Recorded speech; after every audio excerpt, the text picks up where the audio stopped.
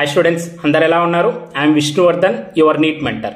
Students, మనకి NEET 2025 exam జరగడానికి ఇంకా 11 మంత్స్ టైం ఉంది.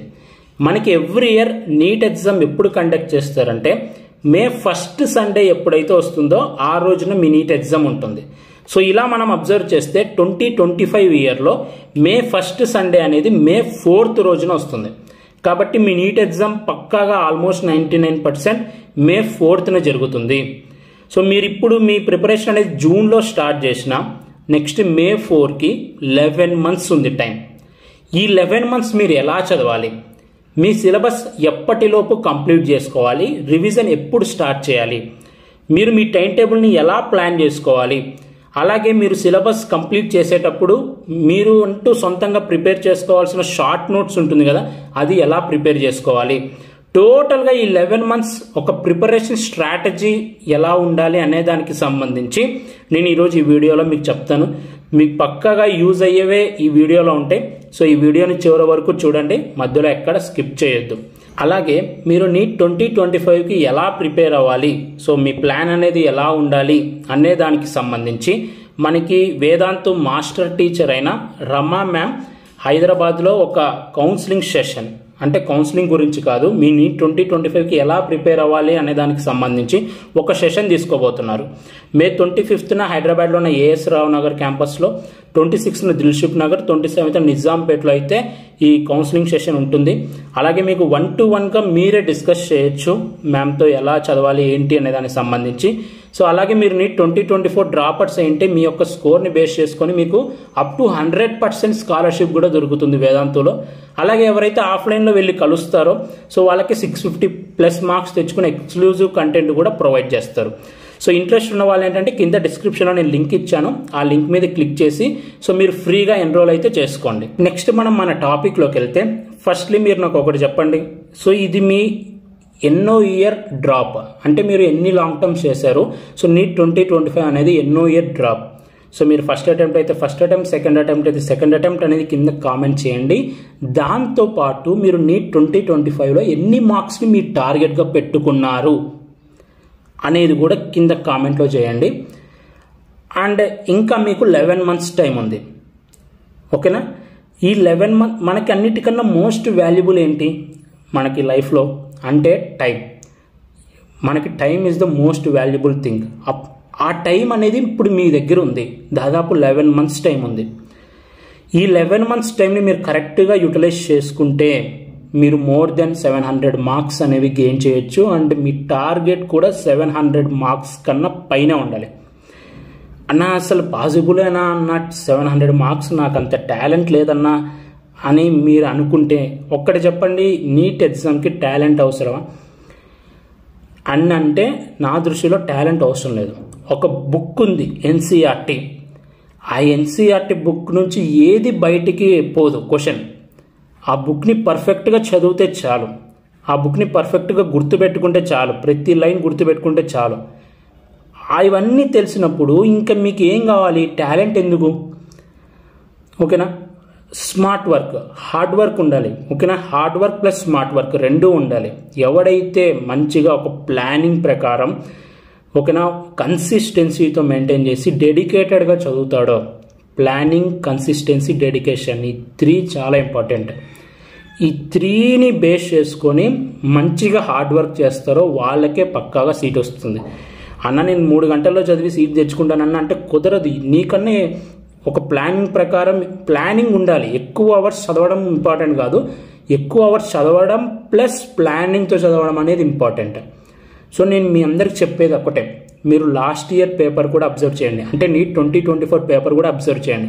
ఎన్సీఆర్టీని దాటి బయటికి పోలేదు. సో మీ అందరికీ తెలుసు బయాలజీ, కెమిస్ట్రీ మ్యాక్సిమం ఎన్సీఆర్టీ నుంచి వస్తాయి. ఫిజిక్స్లో కూడా ఎన్సీఆర్టీ నుంచి థియరీ క్వశ్చన్స్ వచ్చాయి. ఈ ఇయర్ నీట్ 2024 రాసిన వాళ్ళకి ఆల్రెడీ తెలిసి ఉంటుంది, almost 15 to 20 questions theory questions వచ్చాయి. ఫిజిక్స్లో థియరీ క్వశ్చన్స్ అడిగారు, అందులో కూడా కాన్సెప్చువల్ థియరీ అడిగారు. కాబట్టి చాలామంది ఫిజిక్స్ అనేది ఇయర్ కష్టంగా ఫీల్ అయ్యారు. మీరు ఒక్కటి గుర్తుపెట్టుకోండి, మీరు ఏవేవో బుక్స్ పర్చేస్ చేసి ఆ బుక్స్లో చదవడం అనేది ఇంపార్టెంట్ కాదు. మీ దగ్గర ఉన్న ఎన్సీఆర్టీని పర్ఫెక్ట్గా చదవండి, పర్ఫెక్ట్గా రివైజ్ చేయండి. ఎన్సీఆర్టీలో ఉన్న ప్రతి లైన్ మీరు గుర్తుపెట్టుకోండి, డెఫినెట్లీ మీకు సీట్ వస్తుంది. ఈవెన్ మీరు సమ్మరీ కూడా వదలకూడదు. 3 సబ్జెక్ట్స్లో ఎన్సీఆర్టీలో ఉన్న సమ్మరీ కూడా వదలకూడదు. స్టార్టింగ్ నుంచి ఎండింగ్ సమ్మరీ వరకు చదవాలి. ఎందుకంటే ఈ ఇయర్ మీకు సమ్మరీ నుంచి క్వశ్చన్స్ అడిగారు, ఫిజిక్స్లో అడిగారు, అది కూడా థియరీ క్వశ్చన్ అడిగారు. సో దీన్ని బట్టి మీరు అర్థం చేసుకోండి. అంటే మీ అందరికీ ఏంటంటే ఇంకోటి కూడా చెప్పాలనుకుంటున్నాను, మనకు కొత్త సిలబస్ వచ్చింది నీ 2024 ఇయర్ నుంచి. సో ఆ కొత్త సిలబస్ని ప్రింట్అవుట్ తీయించుకోండి, ఆ సిలబస్ని ఫాలో అవ్వండి. అయితే కొత్త ఎన్సీఆర్టీలో చదవండి.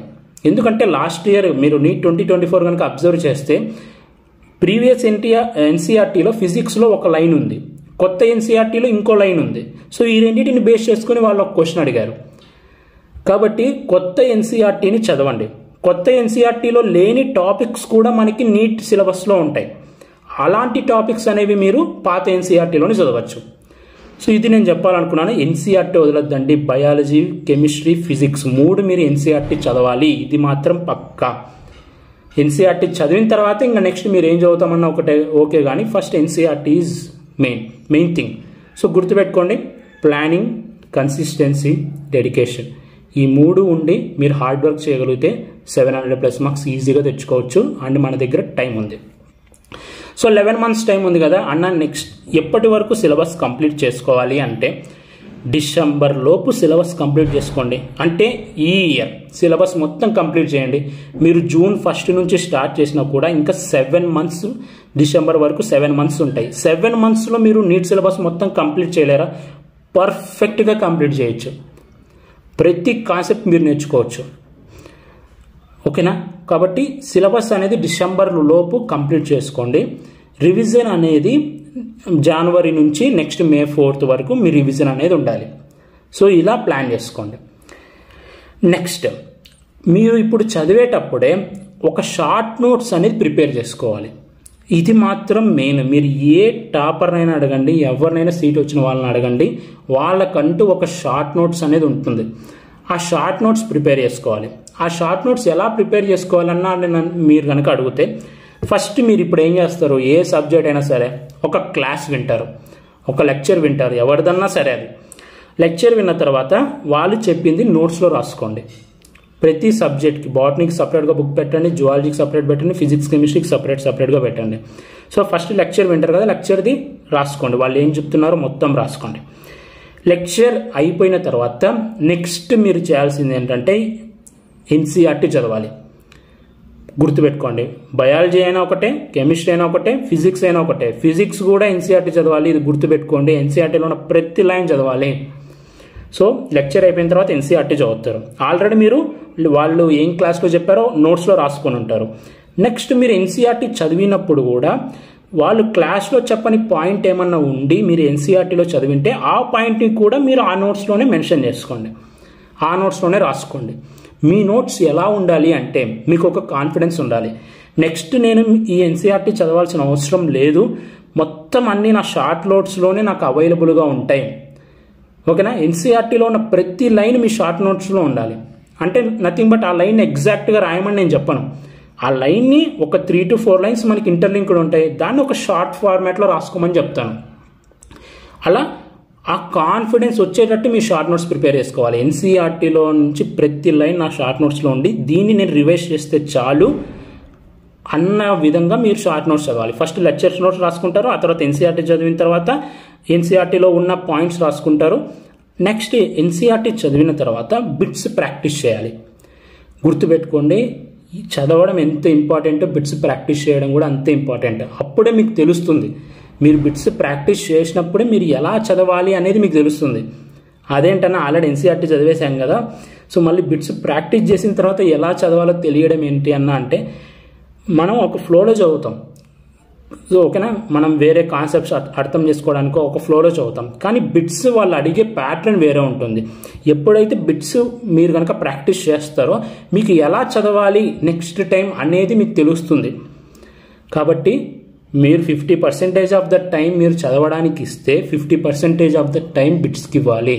అంటే మీరు అర్థం చేసుకోండి బిట్స్ అనేవి ఎంత ఇంపార్టెంటో, అంటే ఎంసీక్యూస్ అనేవి ప్రాక్టీస్ చేయడం ఎంత ఇంపార్టెంటో మీరు అర్థం చేసుకోండి.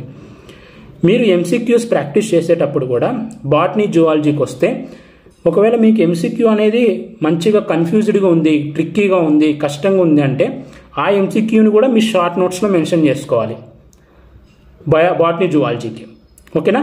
నెక్స్ట్ ఫిజిక్స్ కెమిస్ట్రీకి సపరేట్గా ఇంకో నోట్స్ పెట్టండి మీరు ఎంసీక్యూస్కి. సో మీరు ఫిజికల్ కెమిస్ట్రీకి వస్తే అలాగే ఫిజిక్స్కి వస్తే ఇప్పుడు ఒక మోడల్ నుంచి మనకి 10 క్వశ్చన్స్ ఉంటాయి. ఓకేనా. ఆ 10 క్వశ్చన్స్లో ఒక్క క్వశ్చన్ మీ సపరేట్గా నోట్స్ పెట్టుకుని ఉంటారు కదా ఎంసీక్యూస్ క్వశ్చన్స్లో రాసి పెట్టుకోండి. అలాంటి మోడల్ క్వశ్చనే నీట్లో వస్తే ఎలా సాల్వ్ చేయాలి అనేది కూడా రాసి పెట్టుకోండి. ఎందుకంటే మీరు ఇప్పుడు మొత్తం ప్రిపేర్ అవుతారు, డిసెంబర్ వరకు ప్రిపేర్ అవుతారు, డిసెంబర్ తర్వాత రివైజ్ చేస్తారు. మళ్ళీ అదే మోడల్ మీరు ప్రాక్టీస్ చేసేటప్పుడు ఒకవేళ మర్చిపోతే ఎలా సాల్వ్ చేయాలో, సో మీరు ఇప్పుడు ఒక బుక్ మెయింటైన్ చేస్తే ప్రతి మోడల్ మీకు ఒక చాప్టర్ నుంచి ఒక 50 మోడల్స్ ఉంటే 50 మోడల్స్కి ఆ బుక్లో రాసి పెట్టుకోండి. ఇది నేను మీకు సజెస్ట్ చేస్తాను. సో దట్ మీకు ఎలా సాల్వ్ చేయాలో ఈజీగా గుర్తుంటుంది. అండ్ మోస్ట్ ఇంపార్టెంట్, ఎందుకు రాయండి అని చెప్తున్నానంటే చదవడం అనేది చదువుతూ ఉంటే గాల్లో చదివినట్టే ఉంటుంది. ఎప్పుడైతే మీరు పేపర్ మీద పెన్ను పెట్టి రాస్తారో అప్పుడు మీకు బాగా గుర్తుంటుంది. సో మనకి పూర్వీకులు ఈ ఊరికనే చెప్పలేదు, ఒకసారి చదవడం 10 సార్లు చదవడం కన్నా ఒక్కసారి రాయడం విన్నా అని. కాబట్టి రాయడం అనేది చాలా ఇంపార్టెంట్, రాస్తూ చదవండి. సో ఇది నేను మీకు సజెస్ట్ చేస్తాను. సో మీ షార్ట్ నోట్స్ ఎలా ఉండాలి, ఫస్ట్ లెక్చర్ నోట్స్ ఉంటుంది, తర్వాత ఎన్సీఆర్టీ చదువుతారు, దాని నుంచి ఉంటుంది. ఎన్సీఆర్టీ తర్వాత మీరు ఒకవేళ మీ దగ్గర కాలేజ్ వాళ్ళది హ్యాండ్ బుక్ ఉంటే హ్యాండ్ బుక్లో చదివి కూడా ఏమన్నా ఎక్స్ట్రా పాయింట్స్ ఉంటే అవి కూడా ఈ షార్ట్ నోట్స్లో మెన్షన్ చేస్తారు. తర్వాత బిట్స్ ప్రాక్టీస్ చేస్తారు. బిట్స్లో కూడా మీకు ఏమైనా టఫ్ అనిపిస్తే అవన్నీ కూడా షార్ట్ నోట్స్లోనే ఉంటాయి. ఫిజిక్స్కి కెమిస్ట్రీకి బిట్స్కి సపరేట్గా ఒక నోట్స్ అనేది మెయింటైన్ చేస్తారు. సో అన్ని సోర్సెస్ని కలుపుకొని మీ షార్ట్ నోట్స్లో మీరు ఇంక్లూడ్ చేస్తారు. ఆ షార్ట్ నోట్స్ అనేది is everything for you revision టైంలో. ట్రస్ట్ మీ, మీరు కనుక అలాంటి షార్ట్ నోట్స్ ప్రిపేర్ చేసుకున్నారంటే 50% ఆఫ్ ద ఎంబీబీఎస్ సీట్ మీకు వచ్చేసినట్టే. అంత వాల్యుబుల్ షార్ట్ నోట్స్ అనేది. అండ్ నెక్స్ట్ టైం టేబుల్ అనేది ఎలా వేసుకోవాలి అనేది చాలామందికి డౌట్ ఉంటుంది. సో టైం టేబుల్ అనేది ఎవ్రీ 2 వీక్స్కి మీరు టైం టేబుల్ వేసుకోండి. ఫస్ట్ ఇప్పుడు స్టార్ట్ చేస్తే నెక్స్ట్ 2 వీక్స్ నేను ఏం చదవాలి అనేది టైం టేబుల్ వేసుకోండి. అంటే ఒక రోజులో కూడా ఎన్ని అవర్స్ చదవాలి అనేది కూడా మీకు ఇప్పుడు కన్ఫ్యూజ్ ఉంటుంది. రోజుకి 10 అవర్స్ చదవండి. 10 అవర్స్ మాత్రమే మనకి 24 అవర్స్ ఉంటుంది ఒక రోజులో. మీరు ఒక 7 అవర్స్ స్లీప్ మాత్రం పక్కా పెట్టుకోండి. 7 hours sleep, 10 hours study, 17 hours పోయాయి. ఇంకా 7 అవర్స్ మీ దగ్గర ఉంటాయి ఖాళీగా. సో మీరు ఎంజాయ్ చేయాలనుకుంటే ఆ 7 అవర్స్లో ఎంజాయ్ చేయండి. 7 అవర్స్ మీకు ఖాళీ దొరుకుతుంది. మినిమం 10 అవర్స్ చదవడానికి ట్రై చేయండి. మీరు ఈ 2 వీక్స్కి వన్స్ నేను షెడ్యూల్ వేసుకోమని చెప్తున్నాను కదా, ఎవ్రీ డేలో ప్రతి అవర్ ఏం చదవాలో మీరు షెడ్యూల్ వేసుకోవద్దండి. ఈ అవర్ ఇది చదవాలి, ఈ అవర్ ఇది చదవాలని షెడ్యూల్ వేసుకోవద్దండి. ఒక రోజులో నేను 10 అవర్స్ చదవాలని చెప్పాను కదా, 3.5 అవర్స్ ఒక సెషన్, 3.5 అవర్స్ ఇంకో సెషన్ 3 అవర్స్, ఇలా 3 సెషన్స్ వేసుకోండి. మీ సబ్జెక్ట్స్ ఇచ్చేయండి. ఫస్ట్ 3.5 అవర్స్లో కెమిస్ట్రీ, సెకండ్ 3.5 అవర్స్లో బయాలజీ, లాస్ట్ 3 అవర్స్లో ఫిజిక్స్. ఇలా మీకు పొద్దున్నే ఇప్పుడు ఫర్ ఎగ్జాంపుల్ మార్నింగ్ బాగా మనకి బ్రెయిన్ యాక్టివ్గా ఉంటుంది కాబట్టి అప్పుడు ఫిజిక్స్ చేస్తే బాగుంటుంది, లేకపోతే కెమిస్ట్రీ చేస్తే బాగుంటుంది అనుకున్న వాళ్ళు మార్నింగ్ సెషన్లో కెమిస్ట్రీ కానీ ఫిజిక్స్ కానీ పెట్టుకోండి, రిమైనింగ్ సెషన్లో వేరే సబ్జెక్ట్స్ పెట్టుకోండి. ఇలా 3 అవర్స్ అని నేను ఎందుకు చెప్తున్నానంటే మనకు కూర్చోగానే ఇంట్రెస్ట్ వచ్చేది, కానీ మనం చదువుతూ ఉండగా ఒక 1/2 అవర్ తర్వాత 15 మినిట్స్ తర్వాత మనం సబ్జెక్ట్లోకి వెళ్ళిపోతాం. దాన్ని ఒక 3 అవర్స్ వరకు కంటిన్యూ చేయండి. 3 అవర్స్ వరకు మీరు కూర్చుంటే చదవడానికి లేయకూడదు ఇంకా. ఇలా 3 అవర్స్ మీరు ప్లాన్ చేసుకోండి. సో ఇలా 10 అవర్స్ రోజుకి చదవండి, పక్కాగా సీట్ వస్తుంది. ప్రతి అవర్కి ఏం చదవాలో పెట్టుకోవద్దండి. ప్రతి అవర్కి ఏం చదవాలో చెప్తే అది మీకు ఇంకో టెన్షన్ స్టార్ట్ అవుతుంది. అలా ఎప్పటికీ వేసుకోకూడదు టైం టేబుల్. ఓకేనా. ఒక 2 వీక్స్కి ఒక టైం టేబుల్ వేసుకోండి. ఎక్కువ కూడా వేసుకోవద్దు. స్టార్టింగ్లో మీరు వేసుకుంటే కంప్లీట్ చేసేటట్టు ఉండాలి. ఎక్కువ వేసుకొని స్టార్టింగ్లో మనకు ఆ ఉత్సాహం ఉంటుంది కాబట్టి ఎక్కువ వేసుకొని అది కంప్లీట్ చేయకుండా మళ్ళీ మనమే డీలా పడిపోతాం. నేను కంప్లీట్ చేయలేదు అనుకుంటాం, నెక్స్ట్ వీక్ కూడా ఫాలో అవ్వం. అలా ఉండకూడదు. మనం ఒకటి వేసుకుంటే కొంచెం వేసుకోండి చాలు. మీరు కొంచెంగా చదువుకున్నా కూడా ఫైనల్గా మీరు చూసే తలకి మొత్తం కంప్లీట్ చేసి ఉంటారు. కానీ టైం టేబుల్ వేసుకుంటే అది పక్కాగా మీరు కంప్లీట్ చేయాలి. అప్పుడు మీకు ఒక కాన్ఫిడెన్స్ అనేది క్రియేట్ అవుతుంది. సో తక్కువ టైం టేబులే వేసుకోండి 2 వీక్స్కి, దాన్ని కంప్లీట్ చేయడానికి ప్రయత్నించండి. ఓకేనా. 3 hours మీరు కూర్చుంటే లేయకూడదు ప్రతి సబ్జెక్ట్కి. అలా మీ ప్రిపరేషన్ అనేది ఉండాలి. టైం టేబుల్ అనేది ఇలా ఉండాలి. ప్రతి 2 weeksకి ప్లస్ ఒక డేలో 3 hours. ఓకేనా. 2 subjectsకి 3.5 hours, 3.5 hours, ఒక సబ్జెక్ట్కి 3 hours. ఇలా మీరు టైం టేబుల్ అనేది వేసుకోండి. సో నేను చెప్పినట్టు డిసెంబర్ కల్లా మీరు సిలబస్ కంప్లీట్ చేయండి. డిసెంబర్ తర్వాత మీరు రివిజన్ ఎలా చేయాలి అనే దానికి సంబంధించి నేను ఒక సపరేట్ వీడియో అయితే చేస్తాను. మన దగ్గర టైం ఉంది. Time is the most valuable thing. నేను చెప్పిన ప్రకారం 10 hours చదవండి, 7 hours ఖచ్చితంగా నిద్రపోండి. నేను sleep is also very important. ఎందుకు సీట్ రాదో చూద్దాం. ఓకేనా. నేను చెప్పిన పాయింట్స్ అన్నీ మీరు ఫాలో అవుతారు అనుకుంటున్నాను. నేను చెప్పినట్టు మీది ఎప్పుడు ఎన్నో అటెంప్ట్, మీరు ఎన్ని మార్క్స్ టార్గెట్గా పెట్టుకున్నారు అనేది కింద కామెంట్ చేయండి. సో ఈ వీడియో మీ అందరూ నచ్చింది అనుకుంటున్నాను. ఈ వీడియో మీ నచ్చితే లైక్ చేయండి. ఇలాంటి మరెన్నో వీడియోస్ మీరు మిస్ అవ్వకూడదు అనుకుంటే మన ఛానల్ని సబ్స్క్రైబ్ చేయండి. Thank you so much for watching. Have a great day.